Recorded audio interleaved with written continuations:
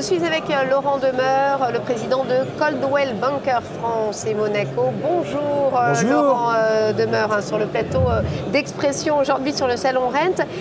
Tout d'abord, pour ceux très rares qui ne vous connaîtraient pas, quelle est la spécificité de votre entreprise? Alors tout d'abord, Coldwell Banker est une vieille entreprise américaine. Nous sommes un réseau créé en 1906 à San Francisco. Et c'est un réseau qui a été créé après un grand tremblement de terre sur des valeurs d'honnêteté, d'engagement et de service client.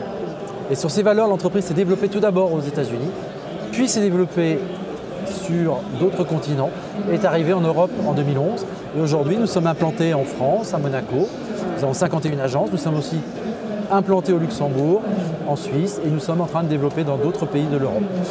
Alors on le voit avec les marques de luxe, évidemment le groupe LVMH, Chanel, toutes les marques automobiles de luxe qui résistent de manière insolente à la crise.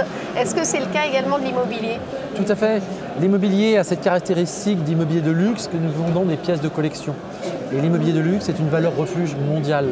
C'est que les personnes qui ont de l'argent, des affluents au niveau mondial, placent leur argent dans l'immobilier de luxe. Parce qu'ils savent que c'est un asset tangible, un tangible asset, comme on dirait en anglais, et qui permet de conserver, quelle que soit la situation, crise, pas crise, ça aura toujours de la valeur parce que des emplacements rares et exceptionnels ont une valeur intrinsèque pour toujours. Dans des pays comme la France où l'impôt sur la fortune a été remplacé par l'IFI, est-ce que ce que vous venez de nous décrire, est-ce que c'est toujours le cas ou c'est un frein? Alors l'IFI, c'est surtout les effets d'annonce à ce moment-là qui ont fait un peu le frein. Mais vous savez, ce qu'on appelle la property tax aux États-Unis, notamment à Miami, c'est 1%. Donc finalement, c'est quasiment le taux d'IFI. Donc pour les Américains, que la property tax ou l'IFI, si vous enlevez la dénomination impôt sur la fortune et vous l'appelez par impôt sur l'immobilier, ça revient au même. Donc finalement, ce n'est pas un frein à l'achat. Alors c'est vrai qu'on parle beaucoup de crise, de récession, la guerre en Ukraine, le post-Covid, les taux d'intérêt qui montent, l'inflation. Est-ce que tout de même vous avez des inquiétudes pour votre secteur? Alors c'est vrai que quand on écoute les informations, il y a de quoi être morose. C'est sûr. Franchement, on a un président de la République qui est rentré en septembre pour nous dire que c'était la fin de l'insouciance. Donc c'est vrai qu'on a accentué ce caractère anxiogène. Maintenant, nous, dans notre segment, il faut voir les fondamentaux.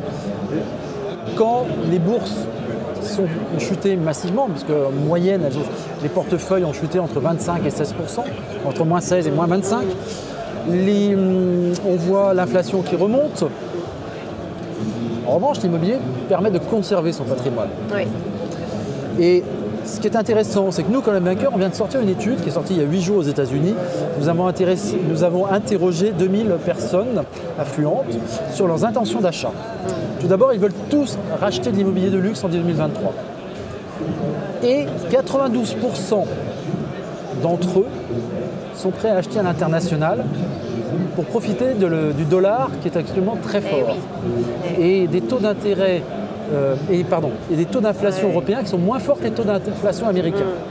Et donc, ils regardent la France avec des yeux de chimère, parce que la France est le premier destination pour l'investissement immobilier international. Donc ça veut dire que ça va faire monter les prix en France, les prix du luxe, à votre avis, parce qu'il y a ce retour des Américains? Je ne pense pas que ça fasse monter les prix, mais je pense que ça va permettre de stabiliser les prix dans un contexte où les prix de l'immobilier plus classique sont plutôt baissiers aujourd'hui. Les prix de l'immobilier de luxe vont continuer à rester sur le même niveau pour reprendre leur hausse dans 2-3 ans. Donc on va faire un palier dans la hausse, et grâce notamment à l'apport de la clientèle internationale qui vient investir en France, les Américains, mais aussi les Norvégiens, parce que la Norvège a du pétrole, du gaz, et donc actuellement, ils viennent investir sur le marché européen. Aujourd'hui, quel est le produit phare que recherche cette clientèle de luxe, notamment, vous en avez beaucoup parlé, des Américains? On va dire qu'il y a 2 produits phares. À Paris, c'est le bel appartement de belle facture haussmannienne avec une vue, que ce soit le Trocadéro, que ce soit la Seine, que ce soit les Invalides, la Tour Eiffel, bien évidemment, qui fait toujours rêver. Et sur le sud de la France, le produit phare, c'est une belle villa quasiment les pieds dans l'eau. Je sais qu'il y a le sentier du littoral, mais quasiment les pieds dans l'eau, vue mer, avec une piscine à Saint-Jean-Cap-Ferrat ou Cap d'Antibes. Ce sont les produits phares.